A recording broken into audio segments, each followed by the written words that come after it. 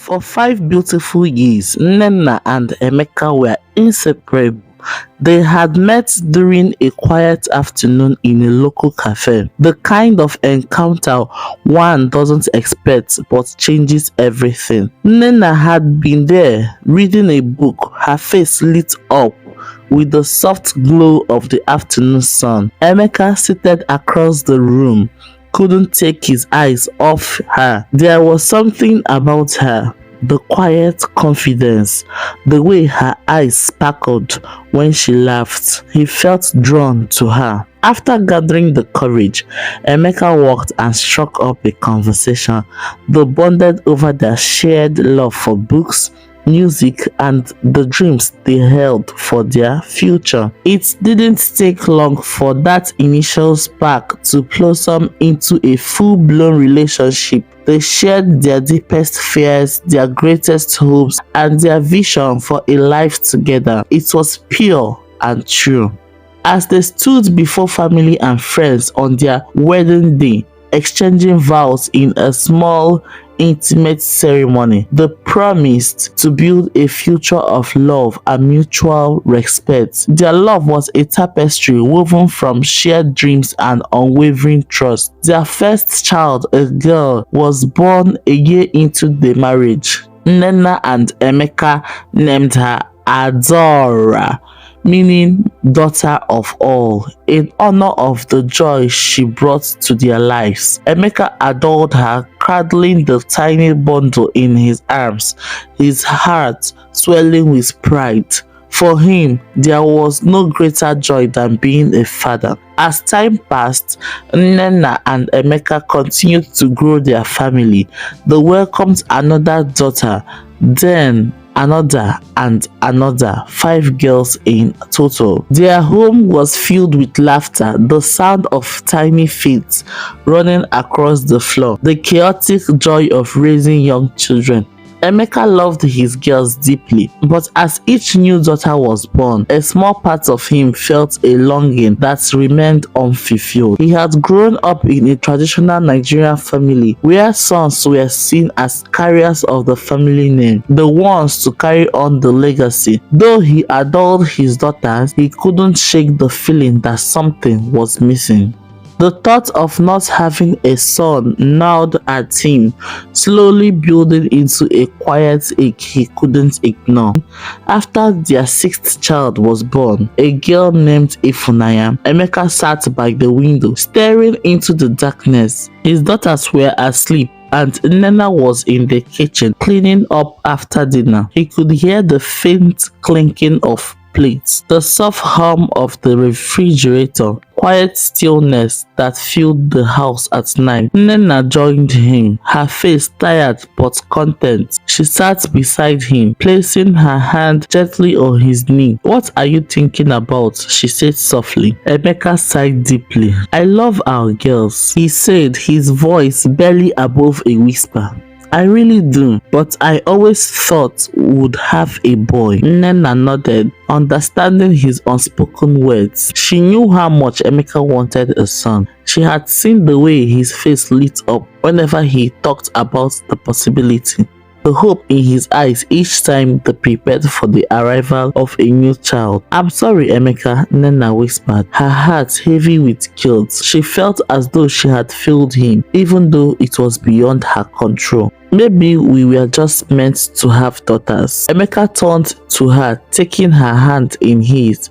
"It's not your fault, Nnenna. It's just hard sometimes." For a while, they sat in silence, the weight of unspoken words hanging between them. They both knew their finances were strained. The cost of raising 6 children was overwhelming, and with every new addition to the family, the pressure only grew. Nnenna had been considering family planning for months, but hadn't yet brought it up to Emeka. "I think it's time to stop," Nnenna said, hesitantly breaking the silence. Emeka looked at her, confused. "Stop what?" "Having more children. We can't afford it anymore, Emeka. The girls are growing, and the expenses are only going to increase." Emeka leaned back, running a hand through his hair.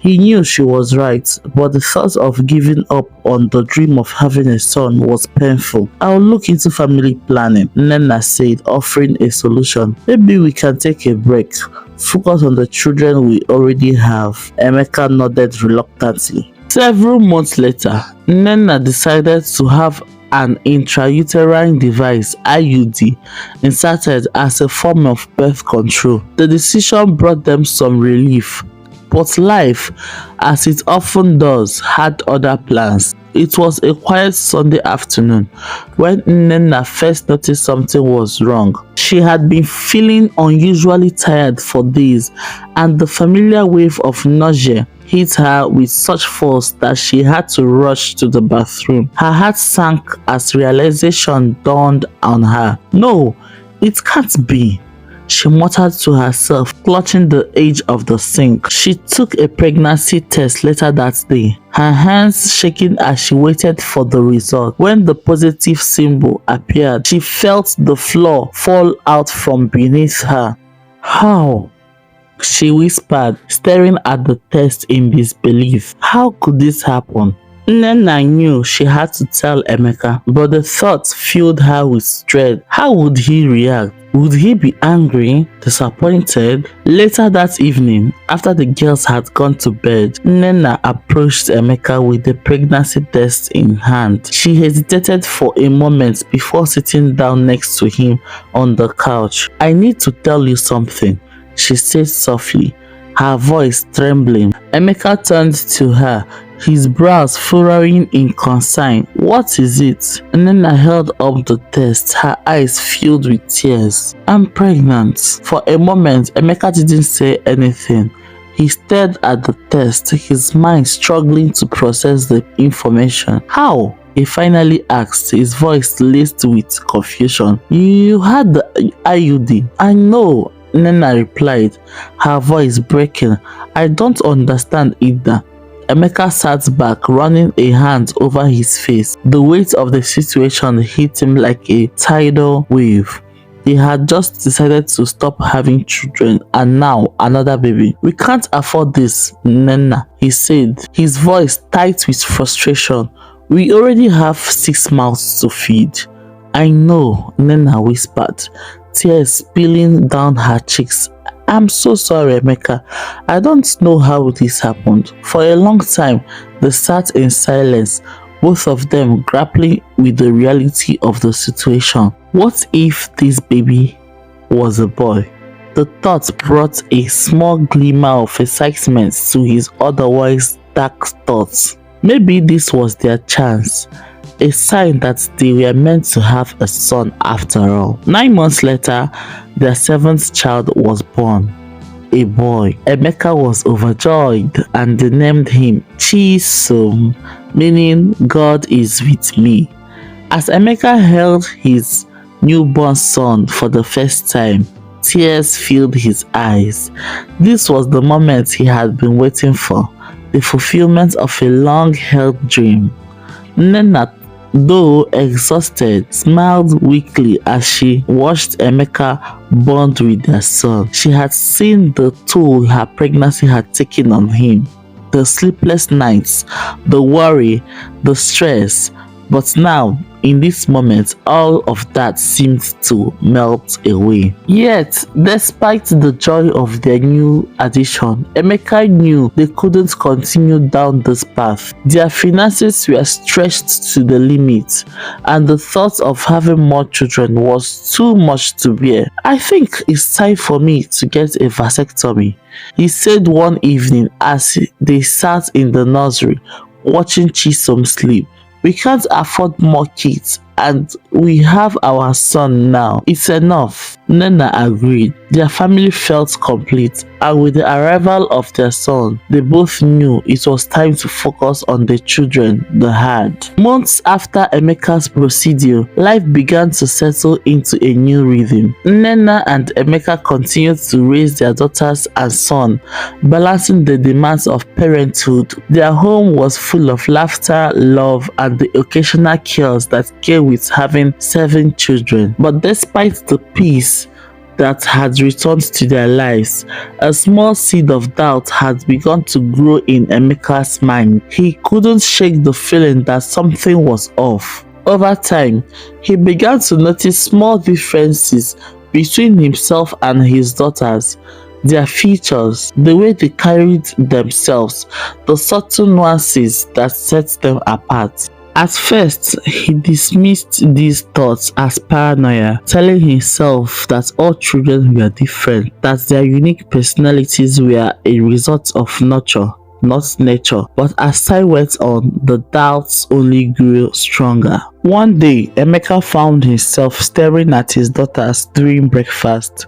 They were all chatting and laughing, but he was barely listening. Instead, his mind raced with nagging thoughts he had been trying to suppress for months. Their eldest, Adora, had their mother's bright eyes, but her skin was a little lighter than either of theirs. Chiamaka, the second born, had the same bright smile, but there were little quirks about her expression that didn't seem to align with what he had expected. The differences were small, hardly noticeable, but Emeka, they were glaring. A voice in his head whispered doubts that refused to fade away. Could it be?